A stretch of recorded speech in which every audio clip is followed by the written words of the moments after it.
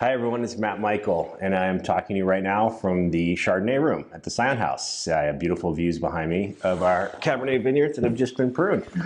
Today I'll be talking about two wines that are in your wine club shipment. We have Clone 17 Chard here and our Alexander Valley Chardonnay here. One of the things that we still get a lot of questions about is what's the difference? I mean, clearly people can tell if there's an aroma and flavor difference between the two.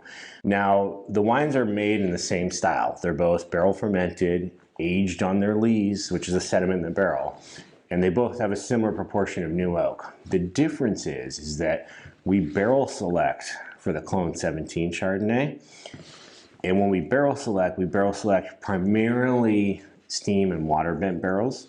And what that means is they don't do a heavy toast on the barrel. And so what happens is you get that suppleness and that richness and that real good flavor of viscosity across your palate, but you don't get that toasty part of the barrel that can distract from the fruit.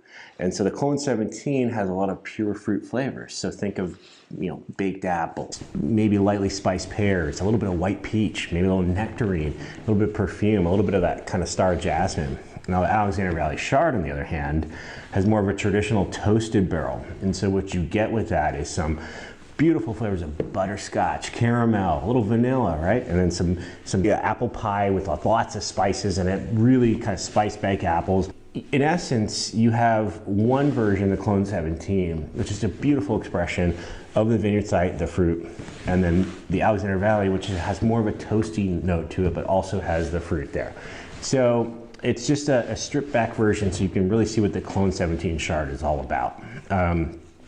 The 2019 vintage, which you have in your shipment, is really stunning. We had a very cool vintage that year, so it took forever for the fruit to ripen, and it almost got to the point where we were ready to start taking reds in. That's how long it was. And what we have is a natural acidity that's there that is kind of a little bit different probably than any other vintage, but it's a beautiful expression of Chardonnay from our property. I just love the way the acidity lingers on your palate. I think it's just a beautiful match, particularly more than ever for any of your food dishes. So you want scallops, you want seafood risotto, how about some cracked lobster in the shell? Boom.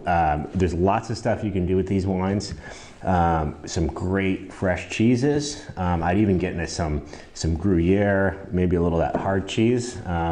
Nothing too salty like a Romano, but definitely get into some cheeses with this. I think you're gonna have a beautiful time with these wines. They're just so much fun. I'm really enjoying them. So hope you have a good one. Take care.